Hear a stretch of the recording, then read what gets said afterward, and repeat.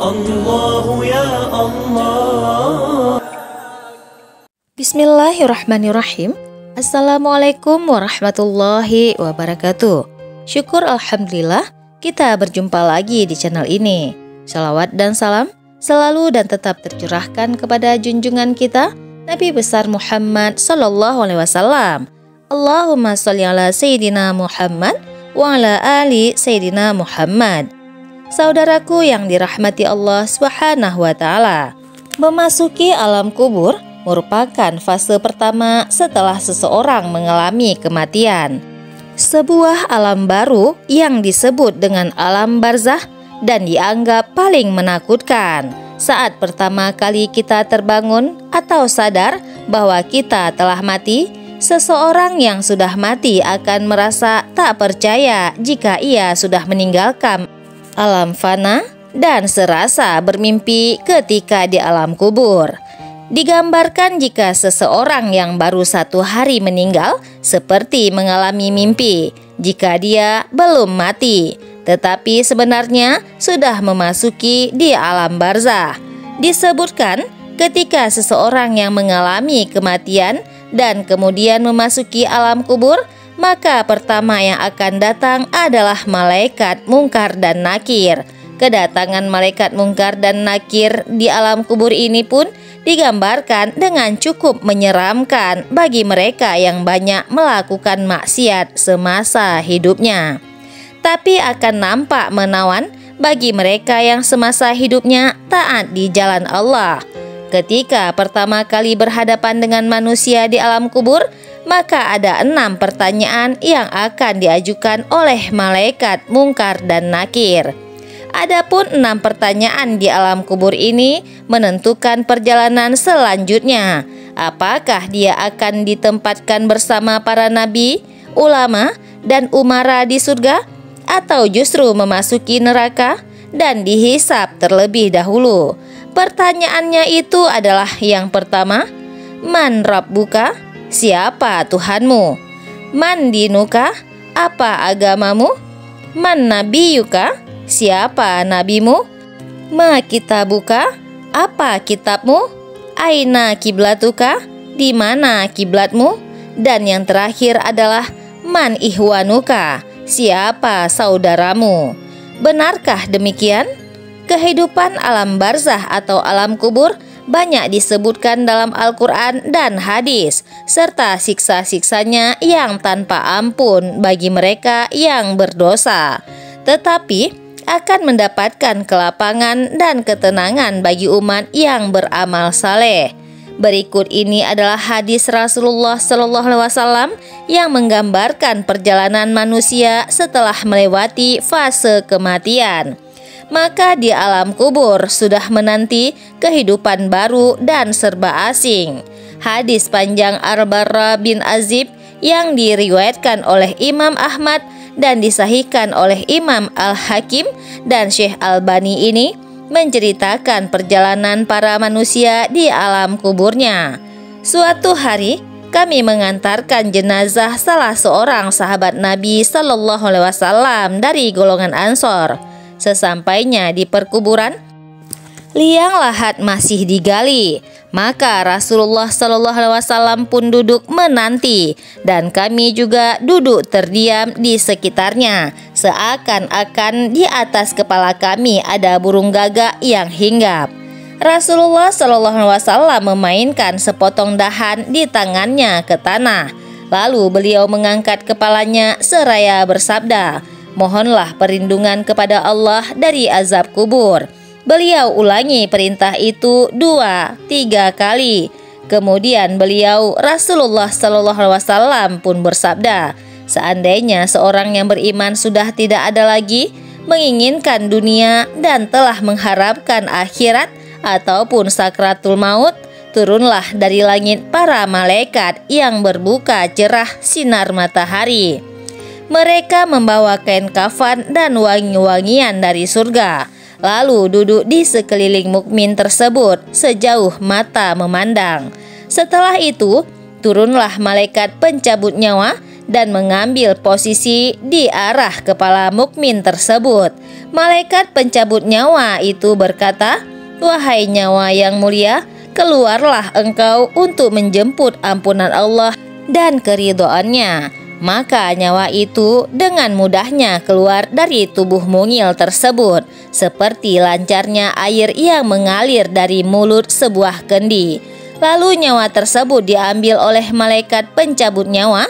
Dalam sekejap mata diserahkan kepada para malaikat yang berwajah garang tadi, lalu dibungkus dengan kain kafan surga dan diberi wangi-wangian darinya pula. Lalu terciumlah wangi-wangian yang paling harum di muka bumi. Kemudian nyawa yang telah dikafani itu diangkat ke langit. Setiap melewati sekelompok malaikat di langit, mereka bertanya, "Nyawa siapakah yang amat mulia itu?" "Ini adalah nyawa Fulan bin Fulan," jawab para malaikat yang mengawalnya dengan menyebutkan namanya yang terbaik ketika di dunia. Sesampainya di langit dunia, mereka meminta izin untuk memasukinya. Lalu diizinkan, maka seluruh malaikat yang ada di langit itu ikut mengantarnya menuju langit berikutnya, hingga mereka sampai di langit ketujuh. Di sanalah Allah berfirman, "Tulislah nama hambaku ini dalam kitab Illiyin, lalu kembalikanlah ia ke jasadnya di bumi. Karena dirinya lah aku ciptakan mereka para manusia, dan kepadanya lah aku akan kembali, serta darinya lah mereka akan kubangkitkan." Lalu nyawa tersebut dikembalikan ke jasadnya di dunia. Lantas datanglah dua orang malaikat yang memerintahkannya untuk duduk. Mereka berdua bertanya, "Siapakah Rabbimu?" "Rabbiku adalah Allah," jawabnya. Mereka berdua kembali bertanya, "Apakah agamamu?" "Agamaku Islam," sahutnya. Mereka berdua bertanya lagi, "Siapakah orang yang telah diutus untuk kalian?" "Beliau adalah Rasulullah SAW," jawabnya. "Dari mana engkau tahu?" tanya mereka berdua. "Aku membaca Al-Quran, lalu aku mengimaninya dan mempercayainya." Tiba-tiba terdengarlah suara dari langit yang menyeru, "Jawaban hambaku benar, maka hemparkanlah surga baginya. Berilah dia pakaian darinya, lalu bukakanlah pintu ke arahnya." Maka berhembuslah angin segar dan harumnya surga memasuki kuburnya. Lalu kuburnya diluaskan sepanjang mata memandang. Saat itu datanglah seorang pemuda asing yang amat tampan, memakai pakaian yang sangat indah dan berbau harum sekali, seraya berkata, "Bergembiralah, hari yang telah dijanjikan dulu bagimu." Mukmin tadi bertanya, "Siapakah engkau?" "Wajahmu menandakan kebaikan." "Aku adalah amal solehmu," jawabnya. Si mukmin tadi pun berkata, "Wahai Robku, segerakanlah datangnya hari kiamat, karena aku ingin bertemu dengan keluarga dan hartaku." Adapun orang kafir, di saat dalam keadaan tidak mengharapkan akhirat dan masih menginginkan dunia, turunlah dari langit malaikat yang bermuka hitam sambil membawa kain mori kasar. Lalu mereka duduk di sekelilingnya. Saat itu turunlah malaikat pencabut nyawa dan duduklah di arah kepalanya seraya berkata, "Wahai nyawa yang hina, keluarlah dan jemputlah kemurkaan dan kemarahan Allah." Makanya orang kafir tadi berlarian di sekujur tubuhnya. Maka malaikat pencabut nyawa tadi mencabut nyawa tersebut dengan paksa. Bagaimana seseorang yang menarik besi juruji yang menempel di kapas basah, begitulah nyawa tersebut sudah berada di tangan malaikat pencabut nyawa. Sekejap mata diambil oleh para malaikat yang bermuka hitam yang ada di sekelilingnya. Lalu nyawa tadi segera dibungkus dengan kain mori kasar. Tiba-tiba terciumlah bau busuk bangkai yang paling busuk di muka bumi. Lalu nyawanya tadi dibawa ke langit. Setiap mereka melewati segerombolan malaikat, mereka selalu ditanya, nyawa siapakah yang amat hina ini? Ini adalah nyawa Fulan bin Fulan, jawab mereka dengan namanya yang terburuk ketika di dunia. Sesampainya di langit dunia, mereka meminta izin untuk memasukinya, namun tidak diizinkan. Rasulullah SAW membacakan firman Allah Subhanahu wa Ta'ala, tidak akan dibukakan bagi mereka orang-orang kafir pintu-pintu langit, dan mereka tidak akan masuk surga sampai seandainya unta bisa memasuki lubang jarum sekalipun. Al-Quran Surah Al-A'raf ayat 40.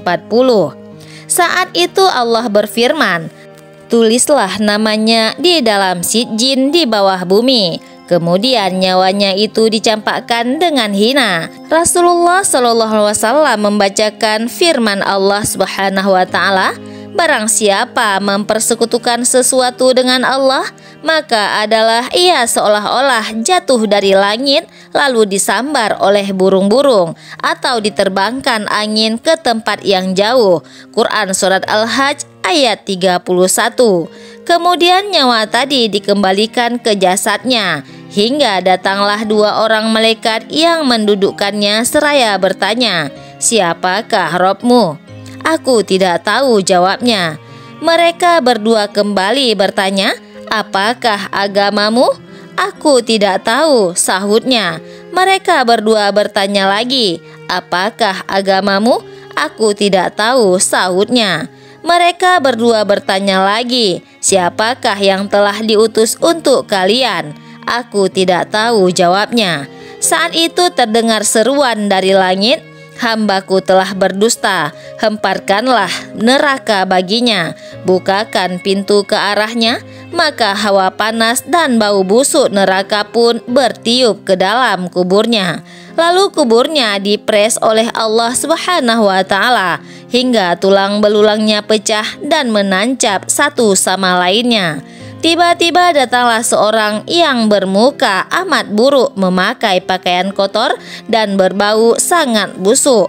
Seraya berkata, aku datang membawa kabar buruk untukmu. Ini adalah hari yang telah dijanjikan bagimu. Orang kafir itu seraya bertanya, siapakah engkau? Wajahmu menandakan kesialan. Aku adalah dosa-dosamu, jawabnya. Wahai Robku, janganlah engkau datangkan hari kiamat, seru orang kafir tadi. Dan hadis panjang ini diriwayatkan oleh Ahmad dalam Al-Musnad dan disahihkan oleh Al-Hakim dalam Al-Mustadrak dan Al-Albani dalam Ahkamul Janaiz halaman 156. Dan itulah gambaran bagaimana kondisi seseorang yang sudah berada di alam kubur. Semua akan ditentukan lewat amal dan perbuatannya semasa hidup di dunia. Tentunya hal ini menjadi pelajaran bagi kita semua agar menjalankan perintah Allah dan menjauhi larangannya. Lantas bagaimana dan apa yang harus kita lakukan untuk menghadapi kematian?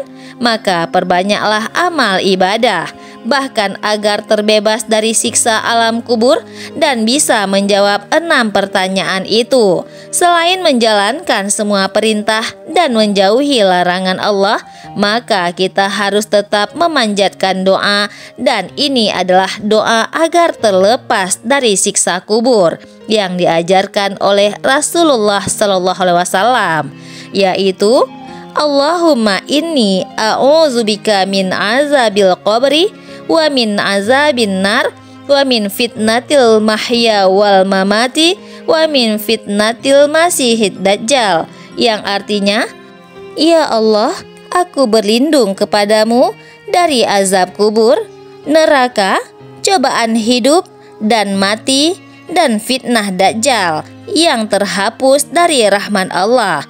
Dan inilah sedikit gambaran alam kubur dan 6 pertanyaan di alam kubur yang menentukan seorang muslim selamat dari siksa menuju akhirat. Semoga video singkat ini bermanfaat untuk kita semuanya.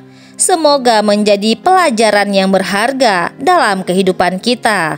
Wallahu a'lam bishawab. Wassalamualaikum warahmatullahi wabarakatuh.